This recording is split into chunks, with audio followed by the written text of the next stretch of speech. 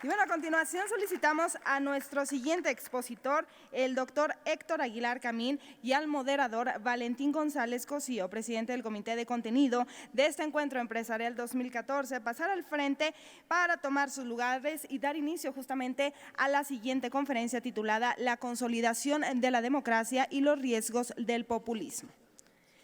El doctor Héctor Aguilar Camín, es licenciado en Ciencias Técnicas de la Información, de la Universidad justamente Iberoamericana. Algunas de sus publicaciones son Con el filtro azul, de 1978, Morir en el Golfo, Historias conversadas, El error de la luna, El resplandor de la madera, La provincia perdida, México, La ceniza y la semilla, Pensando en la izquierda, así como Un futuro para México con Jorge Castañeda. Démosle por favor un aplauso al doctor Héctor Aguilar Camín.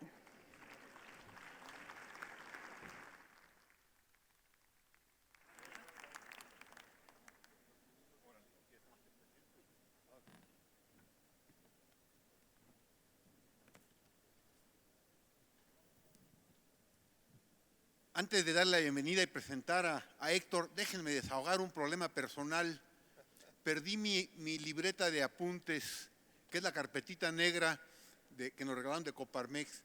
Si alguien la tomó por equivocación, se la encargo. No tiene pierde, son jeroglíficos ilegibles. Si alguien la tiene y no tiene nombre, se las encargo. Bueno, Héctor Aguilar Camín no requiere presentación en Coparmex. Requiere un agradecimiento por volver a estar con nosotros. Quiero cubrir el protocolo de leer algo de su currículum. Y lo primero que les voy a decir es que, para no caer en lo que algunas señoras aquí presentes considerarían de mal gusto de decir su fecha de nacimiento, déjenme decirles que fuimos compañeros de primaria en la década de los 50. Entonces ya por ahí calcúlenle, ¿sí? Bueno, Héctor estudió la carrera de Ciencias y Técnicas de la Incomunicación en la Universidad Iberoamericana y se doctoró en Historia en el Colegio de México. En 1986 recibió el Premio Nacional de Periodismo. En 1989 la beca de la Fundación Alemana Guggenheim y en 1998 obtuvo el Premio de Literatura Mazatlán. Ha colaborado como investigador del Instituto Nacional de Antropología e Historia. Fue director de la editorial Cal de Arena. Ha escrito artículos para prestigiadas publicaciones como La Jornada, donde fungió como subdirector. 1+1, La cultura en México y Nexos, de la cual es dueño. Recibió la medalla Gabriela Mistral de Chile en 2001. Su más reciente publicación es la novela Carta Mandatos del Corazón y muchas otras publicaciones. Héctor, déjenme decirles, es una opinión, es una voz, es una pluma muy querida, muy respetada en Coparmex.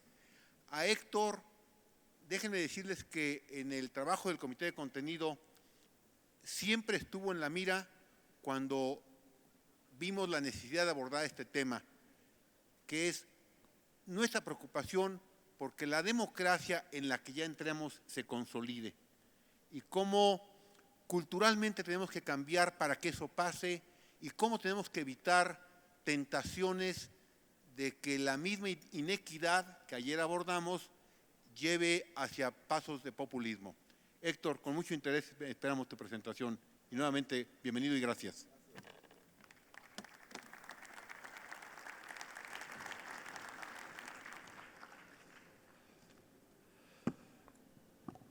Gracias por invitarme en este día a estas jornadas que son, yo sé, muy significativas para ustedes, sus 85 años como institución. Muchas gracias. Me han dado el tema, la consolidación de la democracia y los riesgos del populismo. Lo acepto con gusto porque es un tema de la mayor pertinencia.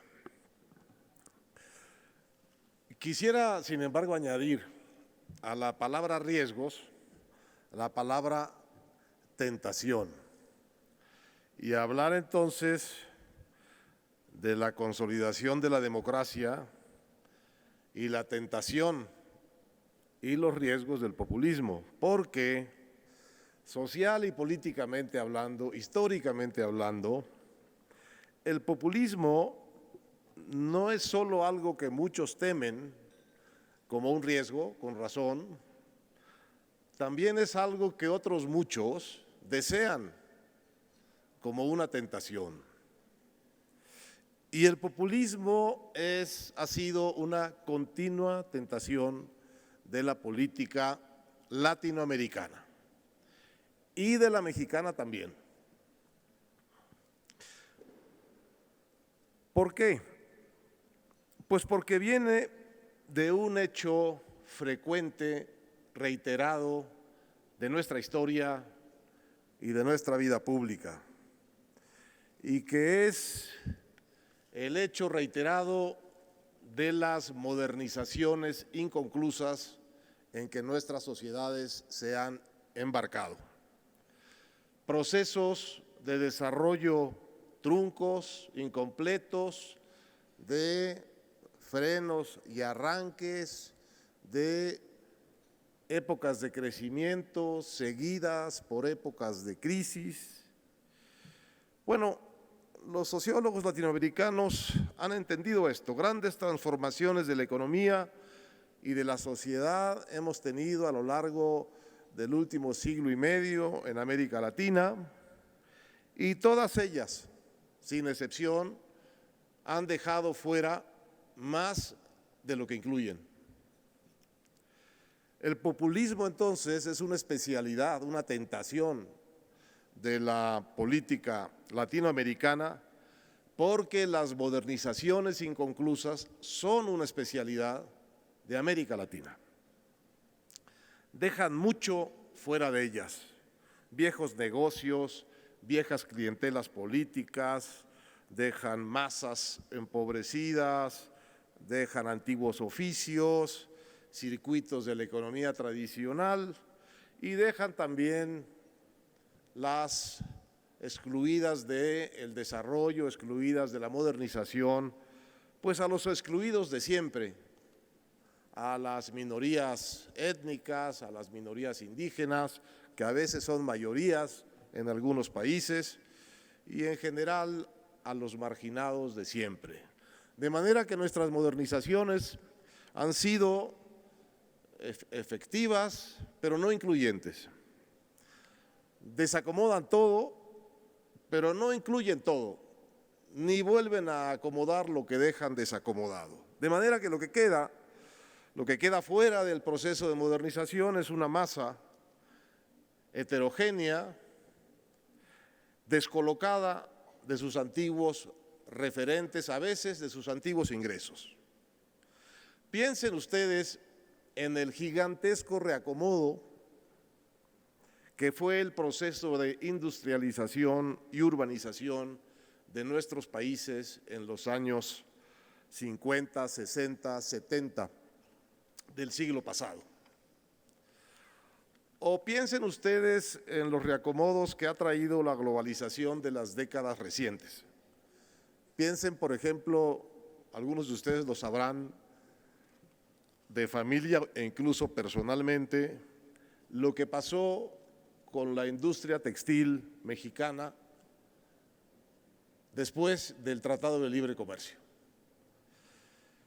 Y piensen en los cambios que trae ahora la globalización, con los cambios tecnológicos y la obsolescencia de tantos circuitos y procedimientos de negocios en nuestros países. Este proceso de desplazamiento económico y social por cambios profundos en la tecnología y en la economía y en la modernidad de los países es lo que es verdaderamente común a los populismos latinoamericanos. Todas nuestras expresiones populistas son intentos políticos de dar respuesta a la diversidad de lo excluido, de lo insatisfecho, de lo marginado, a esas mayorías desprovistas que pueden uniformarse en la palabra pueblo, un concepto vacío que tiene, sin embargo, extraordinarias resonancias emotivas, justicieras, originarias. Bueno, así las cosas, no es casual que dos valores constantes del discurso populista sean, de un lado, la estimulación del resentimiento social y del otro, la promesa de revancha social. El populismo es una respuesta, insisto, a estos contingentes desplazados del desarrollo. Es una forma de organizar sus demandas, sus anhelos de inclusión política y económica. Es una forma de exigir mayor parte en los bienes privados y, sobre todo, en las rentas públicas. No es una ideología estructurada el populismo, es muy distinto de país en país y toma normalmente el nombre de su líder. Tiene, sin embargo, ciertas constantes ideológicas o por lo menos retóricas: el estatismo, el nacionalismo, el colectivismo, el capitalismo de Estado. También hay un populismo de derecha, xenófobo, antimigratorio, alguno de cierto contenido religioso, que está también peleando porque quien lo produce se siente excluido, amenazado por migrantes, por competidores religiosos, por otro tipo de trabajadores. Y el tono de discurso común al populismo es muy característico, es reivindicativo, es pobrista, es antioligárquico, es anticapitalista. Normalmente en América Latina es antinorteamericano, pero sobre todo es antigubernamental. El discurso populista es por excelencia el discurso del movimiento bueno contra el gobierno malo. Y no digo nombres. Esto último es fundamental. El populismo prospera en el descrédito de los sistemas políticos vigentes. Normalmente sistemas políticos sobrepasados por las demandas no satisfechas de la modernización, en alianza con muchos de los intereses afectados por esta modernización. Los movimientos populistas se nutren, se alimentan del descrédito de los sistemas políticos en donde aparecen, del descrédito de los partidos, de la ineficacia de los gobiernos, diría más, del descrédito de la política misma, ya no digamos de los políticos. Su promesa esencial es una reivindicación de derechos no escritos, derecho a la igualdad, a la justicia, a los beneficios del desarrollo, a la representación política, a la política misma, al poder. En su última expresión instrumental, el populismo es una puja, una lucha de sectores excluidos por obtener espacios políticos y rentas del Estado. Su instrumento por excelencia, por eso, es la creación de clientelas, de beneficiarios de las rentas públicas o de decisiones del Estado sobre la propiedad, característicamente las expropiaciones. Lo característico, lo sistemático de los movimientos populistas es introducir nuevas clientelas al erario público. Por ello es que terminan con frecuencia en grandes crisis fiscales que se llevan todo lo ganado. Característico también es el discurso antiinstitucional, como dije, antigubernamental, y la encarnación del movimiento en un líder carismático que habla al pueblo por encima y a pesar de las instituciones. No digo nombres.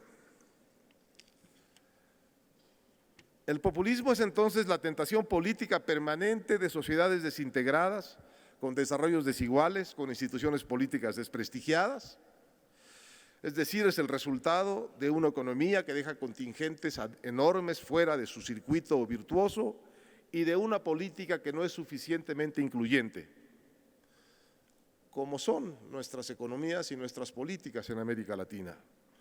Vean solo las cifras de pobreza de las dos economías mayores del continente, México y Brasil, para que midan la increíble exclusión que generan nuestras economías a medio modernizar. Entonces, lo primero que hay que entender de la tentación histórica del populismo es que nace de la realidad misma, de la realidad insatisfecha. Es una respuesta mala, pero una respuesta a las modernizaciones incompletas que destruyen lo viejo sin reincorporarlo. Revisemos estos rasgos a la luz de la realidad mexicana. México vive, es claro, una modernización a medias, inacabada en muchos sentidos. México es también el escenario de una vida democrática que avanza a grandes pasos hacia el desprestigio y el descrédito. La modernización iniciada en los 90 no produjo una economía incluyente, aunque sí una política democrática. Pero veamos nuestra economía. Se ha modernizado, qué duda cabe, pero no ha logrado repartir sus beneficios a la mayoría de la población. Tenemos más que nunca una economía dual. Ustedes se saben de memoria el informe de McKinsey, no se los voy a repetir sobre el tema. Hay una economía mexicana de altísima productividad y hay otra cuya productividad decrece al 6% anual. La economía NAFTA y la economía de la informalidad, que incluye al crimen organizado. De manera que lo excluido de la modernidad y de la formalidad en este país es enorme, con el agravante de que lo que está incluido en la modernidad paga salarios muy bajos, salarios que no son muy tentadores frente a los ingresos que puede dar la informalidad.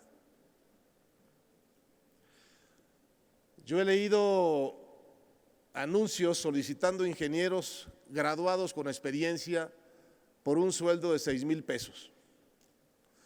Voy muy seguido a las oficinas de Milenio, que está en uno de los grandes sitios del ambulantaje de México, que es la calle de Valderas.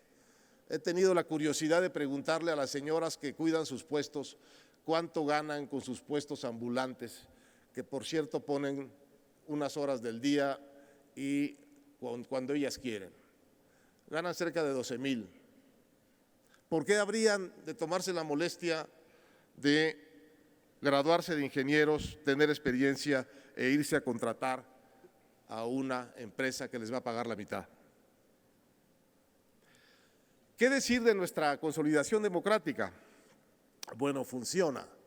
Nuestra democracia funciona. No hay duda de que funciona. Pero no tiene hoy los prestigios que tenía. Yo diría que los partidos y los políticos tienen hoy una baja credibilidad, si no es que un alto desprestigio. Hay severas dudas sobre lo fundamental, sobre su representatividad. Tenemos el partido mayor del país, el Partido Revolucionario Institucional. Hace mucho tiempo que ese partido no revoluciona ni institucionaliza nada. Tenemos al Partido de Acción Nacional, que no tiene una implantación nacional y que tuvo oportunidad de actuar como gobierno durante 12 años.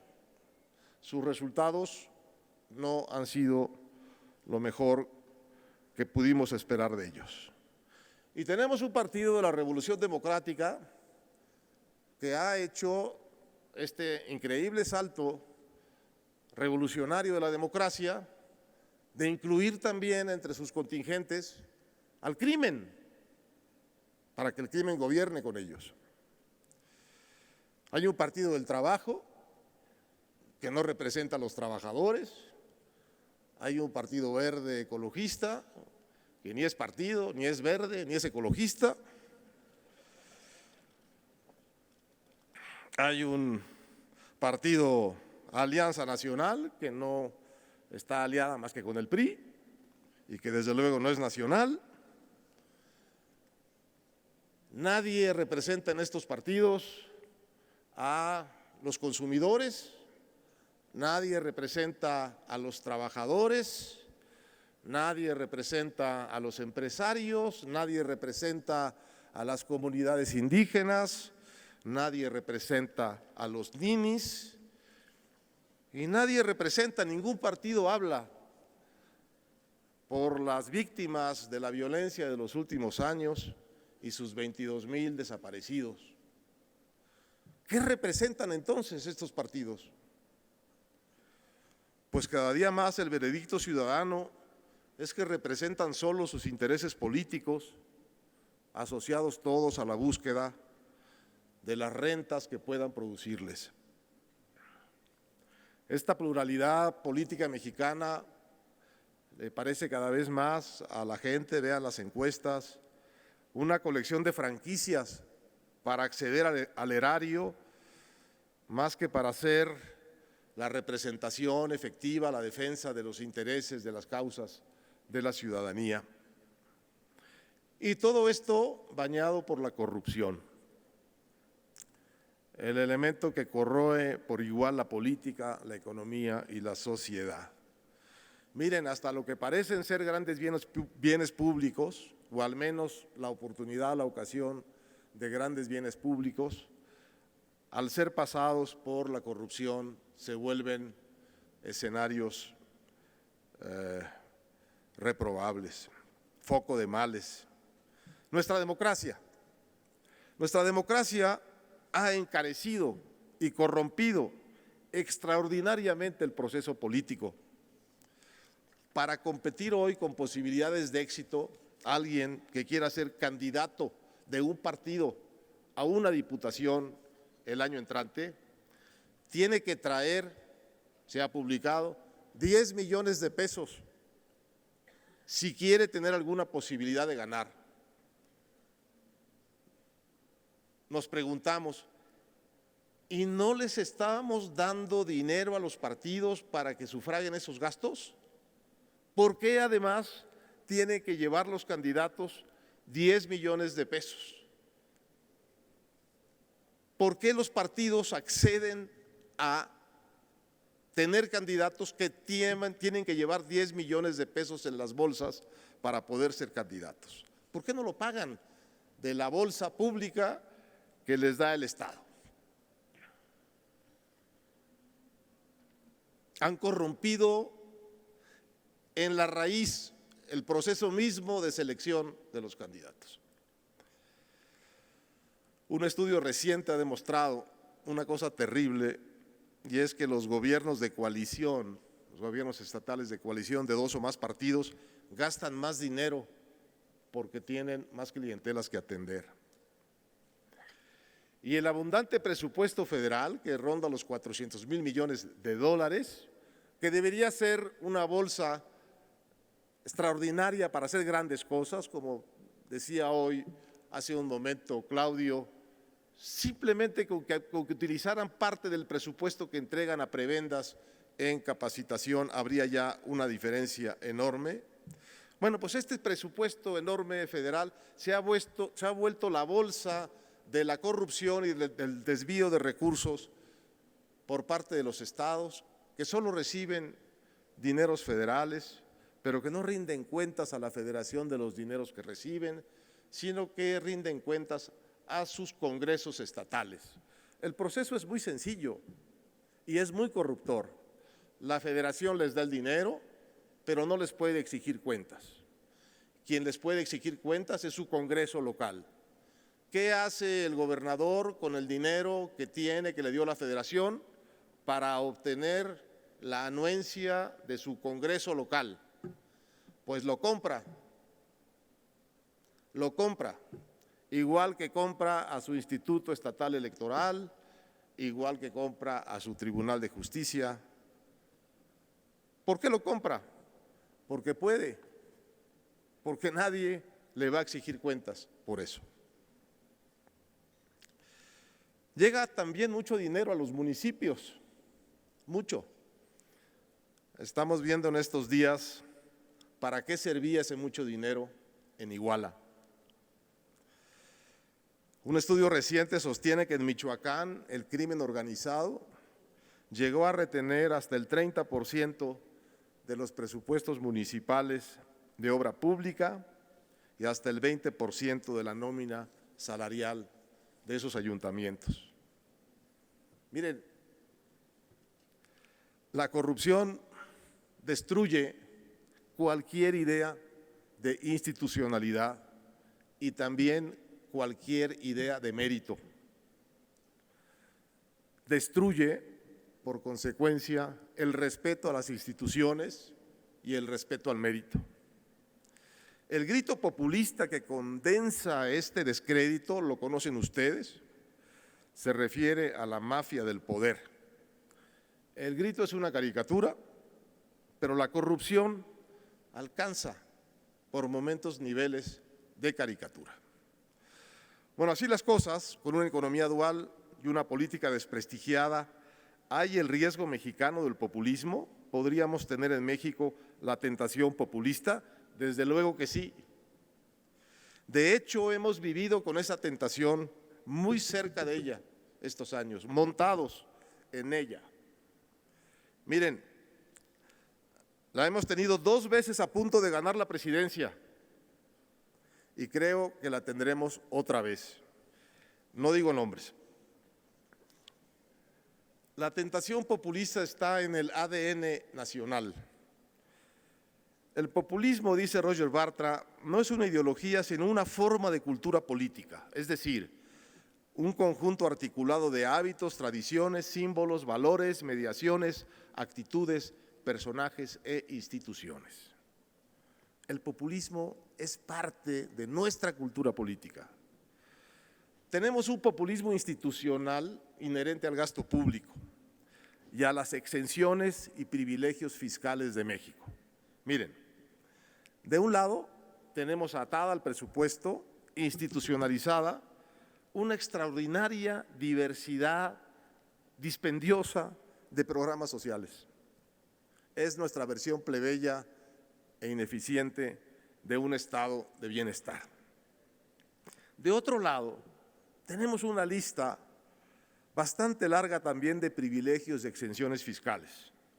Es otra clientela variopinta de intereses que al Estado le han parecido del tiempo más importantes que otros, han decidido que son más importantes para la nación que otros. Por ejemplo, para no mencionar sino mi propia soga en la casa del ahorcado. Ustedes saben que las revistas y los periódicos están exentos de pagar el IVA. Pues están exentos los periódicos y las revistas de pagar el IVA. La última cifra que vi de cuánto dinero era esta exención andaba por los 8,000 millones de pesos. ¿Por qué? ¿Por qué esta exención?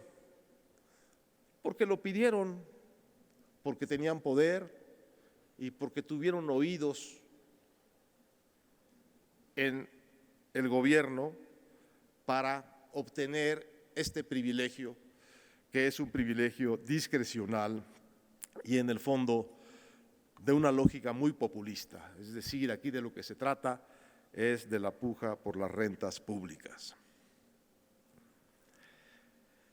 De modo, bueno, pero el populismo no está solo en los políticos y en los gobiernos, está en la sociedad. Al otro lado del mostrador del gobierno, en la sociedad, en nosotros, hay también una cultura populista y clientelar, una cultura de puja por las rentas del Estado. Está en nuestras costumbres públicas. Yo he tratado de resumir esta actitud en un libro, La ceniza y la semilla, refiriéndome a la sociedad mexicana como una sociedad peticionaria, una sociedad acostumbrada, adicta a las generosidades de un gobierno proveedor. La tentación populista es muy mexicana. Es una forma de la resistencia a la modernización y una forma también de querer subirse a ella, de querer mejorar por el atajo de lo que en México hemos llamado mucho tiempo justicia social, es decir, la ayuda y los subsidios del Estado. Bueno, yo creo que nuestra tentación populista tiene todos los elementos para crecer en los siguientes años. Y déjenme tratar de explicarles por qué. México ha dibujado durante estos 2 años del gobierno de Enrique Peña Nieto lo que parece ser el mapa de una nueva modernización de amplios alcances para el país. Me refiero obviamente a las reformas, ustedes las conocen muy bien, no voy a abundar en ellas. Todas tienen grandes consecuencias y deberían tener grandes efectos en desatar un nuevo horizonte de negocios, de inversión, de prosperidad, de crecimiento en el país. Tienen 2 problemas estas reformas. El primero es el tiempo de maduración y el segundo es la forma de ejecución que van a tener. El tiempo de maduración que es de estas reformas es largo, aunque prometen mucho, solo podremos ver sus frutos en el tiempo. Y esto pone a este gobierno, a estos reformadores, en la situación del célebre pasaje de Maquiavelo sobre el profeta desarmado. Ese pasaje en donde Maquiavelo analiza los gobiernos que afectan grandes intereses sin que haya todavía grandes beneficiados por esas afectaciones. Y entonces dice Maquiavelo: nada hay más difícil de hacer, ni de resultado más incierto, ni más difícil de gobernar que la introducción de un orden nuevo de cosas, porque quien lo introduce tiene como enemigos a todos los que medran del viejo orden y como aliados tibios solo a quienes podrían medrar del nuevo. Sucede entonces que cuando los enemigos del nuevo orden atacan, lo hace con celo y los otros lo defienden con dudas y están junto con su príncipe en peligro. Bueno, creo que es bastante claro el licenciado Maquiavelo. El segundo problema es el de la ejecución y tiene 2 lados, los medios y los resultados. Desde el punto de vista de los medios, el riesgo de esta modernización es que sea opaca y corrupta. Desde el punto de vista de los resultados, el riesgo es que sea otra vez inconclusa y excluyente. Bueno, no quiero pecar de ingenuo, toda modernización, toda gran apertura de oportunidades de negocios tiene una zona de negociaciones oscuras, crea nuevos ricos, crea nuevos privilegios, hay tratos bajo la mesa. Se trata de pedir, de esperar que estas reformas se hagan de una manera razonable y convincentemente transparente y no corrupta, que no sea otra vez el espacio de la creación de lo que se llama el capitalismo de los amigos y el favoritismo de unos cuantos empresarios o de muchos empresarios, más que de la creación de una masiva cantidad de nuevos empleos, y no solo una masiva generación de empleos, sino una generación de empleos bien pagados, subrayo, bien pagados, porque no pagamos bien. Si recuerdo bien la cifra del INEGI, solo el 10% de los mexicanos, gana más de 10,000 pesos, de los registrados en el Seguro Social, de la economía formal. Bueno, ¿qué podemos hacer contra todo esto? Podemos hacer muchas cosas, pero todas, como con la educación, van paso a paso y no hay una fórmula mágica. Solo hay un remedio democrático contra el populismo.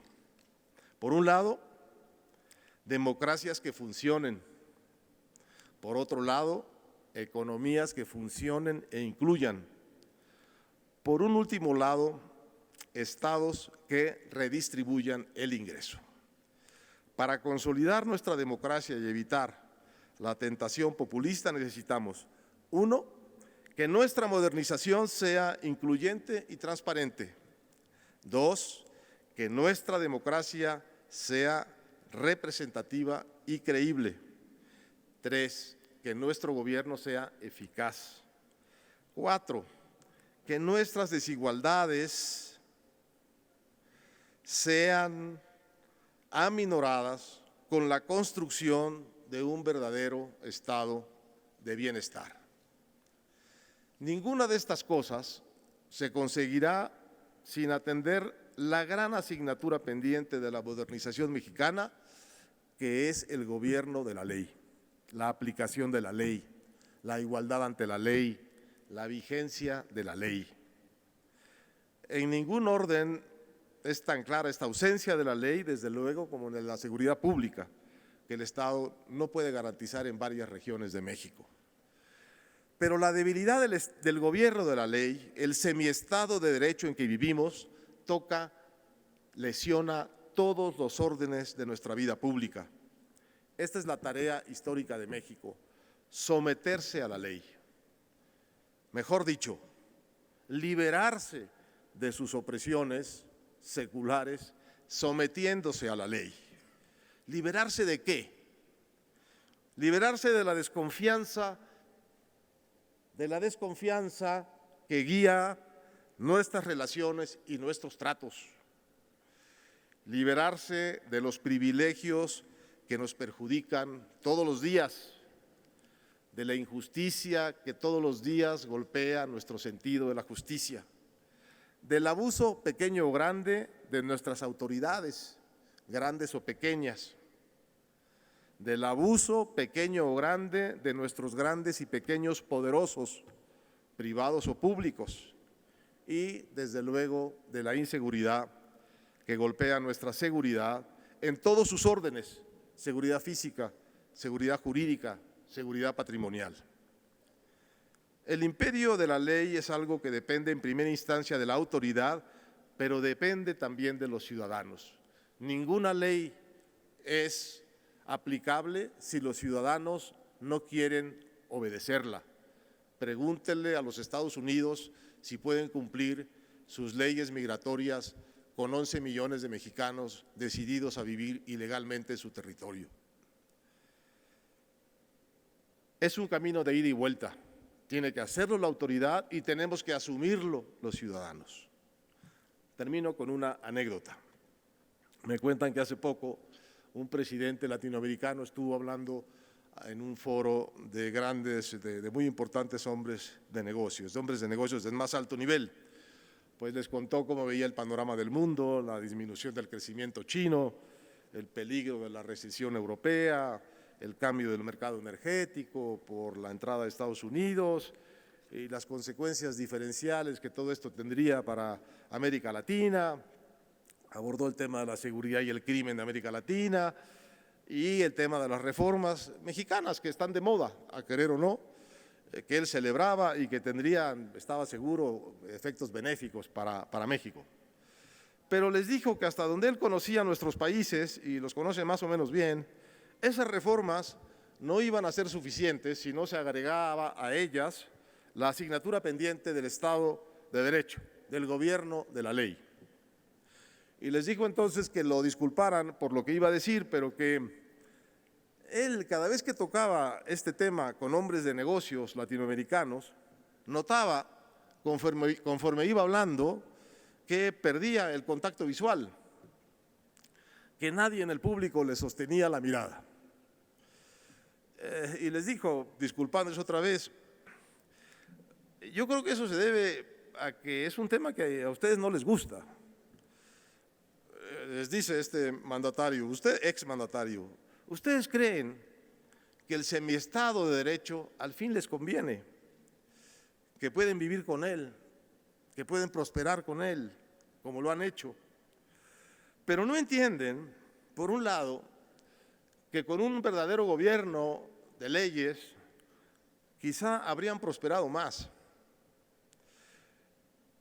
Sobre todo, vivirían en una sociedad menos desigual y no estarían sujetos a los riesgos de pérdidas patrimoniales que podrían inferirles gobiernos, que podrían usar ese mismo semiestado de derecho contra quienes juzguen políticamente necesario.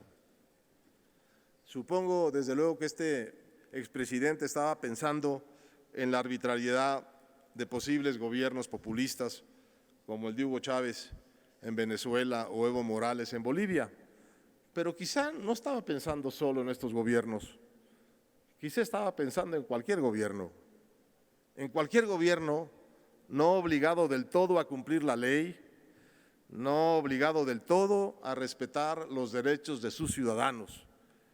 Cualquier gobierno, y no digo nombres. Muchas gracias.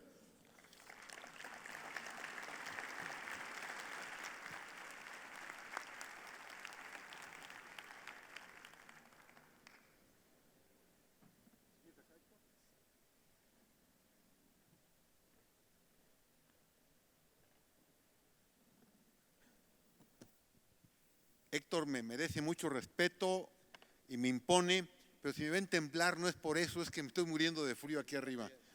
Héctor dice que también. A ver, he logrado agrupar las preguntas en 3 paquetes.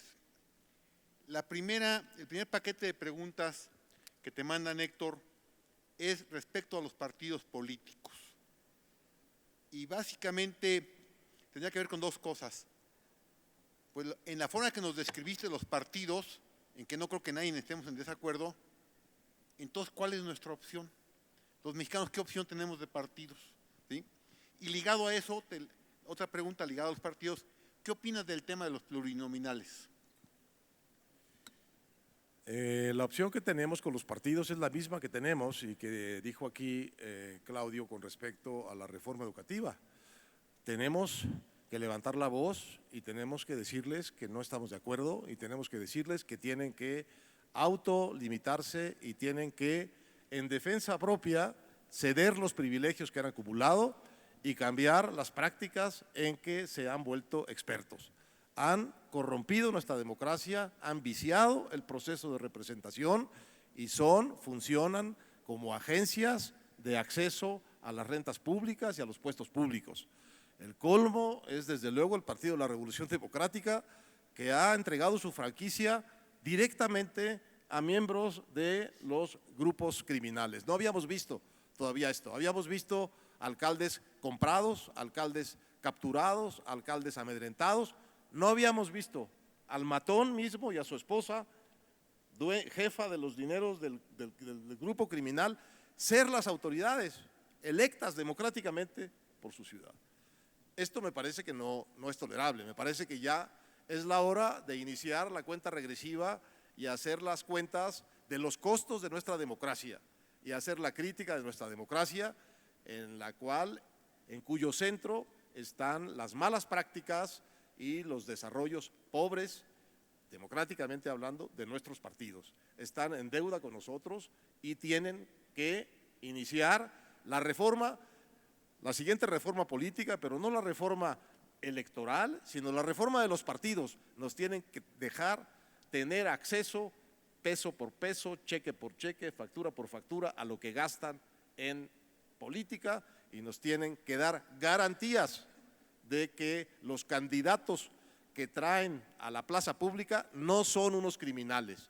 Y si los traen y son unos criminales, tienen que tener ellos como partidos políticos una sanción severa, la menor de los cuales debería ser que no puedan participar en la siguiente elección, la menor de los cuales. de manera que tengan costos su irresponsabilidad y los riesgos en que han metido a la ciudadanía, porque realmente regalarle la candidatura a un criminal del tamaño del exalcalde de Iguala es algo que merece la cancelación del registro. Tenemos que ser muy duros con estos partidos porque ellos han sido muy blandos con sus malas prácticas. La otra. Los plurinominales. Los plurinominales. Miren, los plurinominales son una excrescencia de la vida predemocrática del país. Son una invención desde la primera reforma política del 78, antes los diputados de partido, como el PRI ya sabía que no iba a ganar nadie en ninguna elección por mayoría y se daban cuenta de que había mucha gente fuera y que no estaban representando bien y estaban perdiendo legitimidad, inventaron crear unos diputados de partido y luego Reyes Heroles unos plurinominales, de manera que tuvieran representación en el Congreso quienes no ganaban por mayoría, pero tenían algunos votos. La lógica de eso era que el PRI nunca iba a perder las elecciones, eran siempre plurinominales para las mayorías, para las minorías. Bueno, eso ha cambiado mucho. Ahora puede ganar elecciones cualquiera, pero sigue estando esa fórmula y crecida de 200 plurinominales que no están sujetos al voto de los ciudadanos. La única justificación que eso tiene es que la calidad promedio de los electos directamente es muy baja y que en esos 200 podrías tener a los diputados que son los técnicos, que son los conocedores, que son los abogados, que son la tecnocracia parlamentaria, que seguramente no te va a dar la elección directa. Pero tampoco es el caso.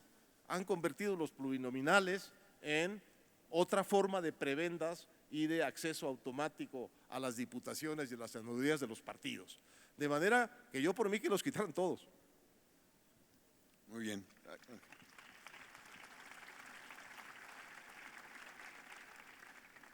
Héctor, dos preguntas muy concretas sobre si consideras tú que son expresiones de populismo. El programa Prospera y un caso latinoamericano. ¿Qué opinas de Lula da Silva, el estilo de gobernar de Lula da Silva? ¿Sería un gobierno populista?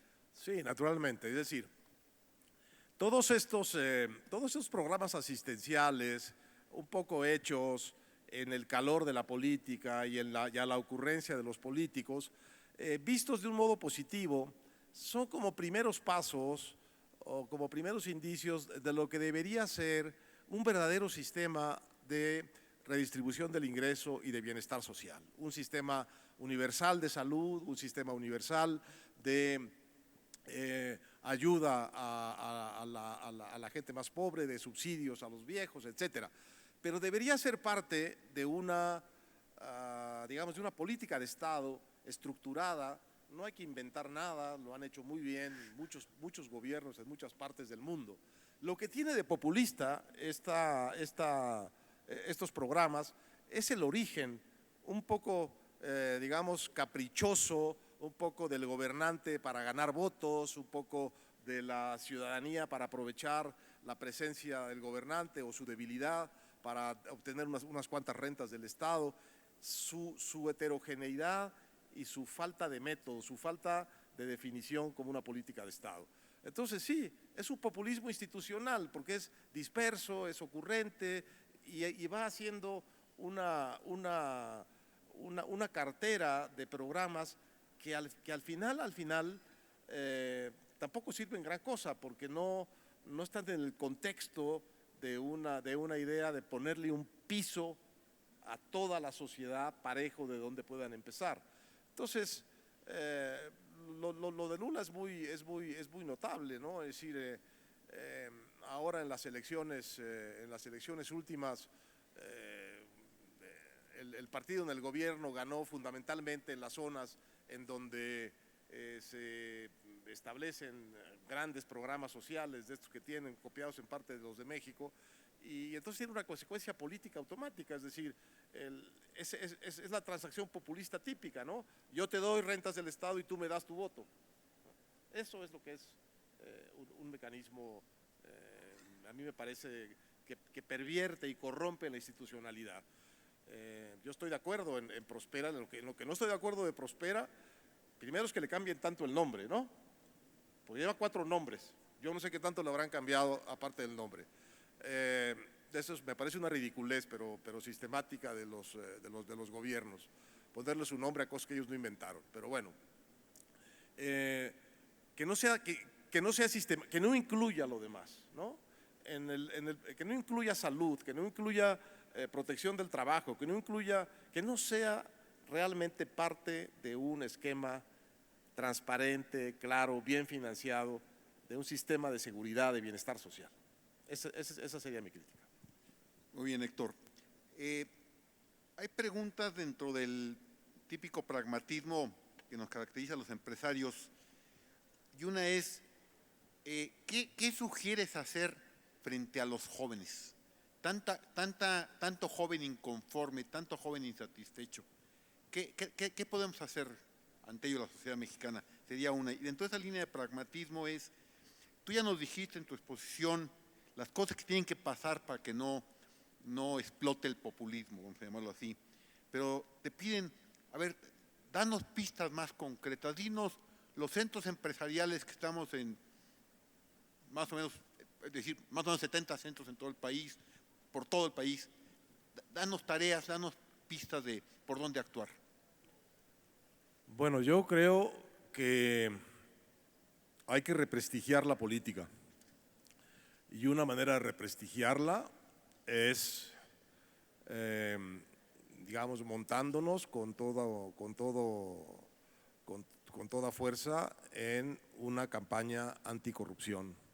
Me parece que es muy importante separar la corrupción de la política y en este sentido ser muy exigentes con los políticos respecto de sus prácticas corruptas, porque me parece que la corrupción sí es como la piedra de toque del desprestigio de la política vigente y es el caldo de cultivo perfecto del populista que dice que se vayan todos, decían en Argentina, la mafia en el poder.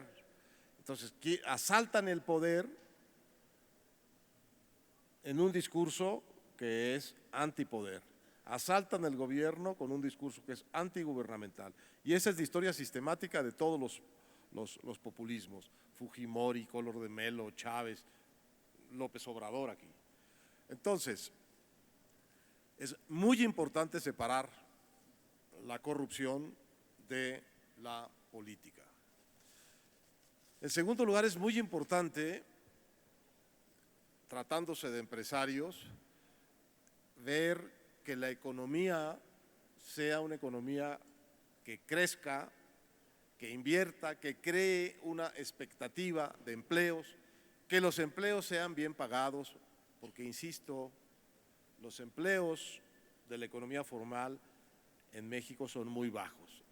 Hay quien hasta lo presume, diciendo, hemos ganado ventaja competitiva con China porque China ha encarecido mucho su mano de obra. Con todo respeto, China está haciendo bien las cosas, pagándole mejor a sus trabajadores. Entre otras cosas, del ciclo capitalista o de la racionalidad del ciclo capitalista, porque solo de esa manera se puede tener un mercado interno con una cierta capacidad de consumo. No es posible tener un mercado interno con capacidad de consumo con los sueldos que paga la economía formal mexicana. Henry Ford lo criticaban sus colegas porque según ellos pagaba demasiado a sus obreros y la respuesta de Ford era muy puntual y muy aleccionadora y conviene quedársela con ella en la cabeza. Decía, sí, yo les pago bien porque quiero que me compren un Ford. Pues sí, se trata de que el salario alcance para que la gente compre lo que la empresa que le paga al trabajador, produce. Si no, estamos propiciando todo ese otro circuito informal que tiene sus propias reglas, su propia improductividad, pero que a la hora de las cuentas concretas del dinero que tiene la gente en el bolsillo es mejor para la gente que el empleo formal, como el de la señora ambulante de Valderas frente al ingeniero titulado con experiencia que iba a solicitar un empleo de 6,000 pesos, donde además iba a tener que ir bien vestido a una fábrica todos los días, con un horario, con una corbata, etcétera, etcétera. Es decir, hagamos bien las cuentas, yo digo, y me parece una reflexión importante para los empresarios, de cuánto dinero pueden dejar de ganar y ponerlo en el lado del consumo, es decir, en el lado del ingreso de los trabajadores. Así lo diría, porque la lógica de la ganancia es implacable. Algunas de las más grandes, más ricas, más prósperas empresas de México pagan los peores sueldos del mercado, a veces ni siquiera los salarios mínimos, sino eso y unas comisiones. Pero tenemos un problema con eso. No podemos pensar que vamos a acabar con la informalidad ofreciendo condiciones de trabajo tan exigentes en la formalidad y tan mal pagados. ¿Qué hacemos con los jóvenes? Bueno, empleos bien pagados, oportunidades y una cosa que siempre han hecho los empresarios de México, pero creo que ahora tienen que hacerlo más. Tienen que aceptar, tenemos que aceptar que tenemos que hacer una inversión en la capacitación de la gente a la que le vamos a dar trabajo. Y tenemos que hacer una suplencia, de alguna manera, de las profundas debilidades con que ese capital social llega a tocar a las empresas. Siempre ha sido así, siempre se aprende realmente las cosas en el lugar de trabajo. Pero me parece que ahora el gap que hay tecnológico entre el último grado de instrucción universitaria y las exigencias de cualquier empresa mínimamente moderna es enorme. Casi hay que cursar una especialidad en la empresa donde se trabaja. Y yo creo que la capacitación debe ser un renglón fundamental de las empresas porque no se los va a dar el sistema de educación pública y yo creo que ni siquiera el sistema de educación privada. Esa es una triste realidad. Tiene que ser, como decían los panistas, tienen que hacer ustedes ese trabajo subsidiario del Estado. No lo hace el Estado, lo tienen que hacer ustedes, porque lo pueden hacer. Las empresas, no digo las pequeñas, pero las medianas y las grandes lo pueden hacer. Héctor, pues muchas gracias hasta por los coscorrones que nos das. Y nos haces pensar. Por favor, ¿sí? no lo tomen así. No, pero si estamos en familia, estamos en casa, qué bueno que nos pones a reflexionar. Te agradezco mucho. Y déjame, aparte de dar las gracias, pues presumir qué bien nos educaron en primaria que terminamos en perfecto el tiempo. Y aparte, Héctor tiene prisa porque sale para Puebla. Muchas gracias. Héctor. Solicitamos a Valentín González Cosío haga entrega de un reconocimiento al doctor Héctor Aguilar Camín como muestra de la gratitud por ser parte, por supuesto, de este menú de conferenciantes en este encuentro empresarial 2014.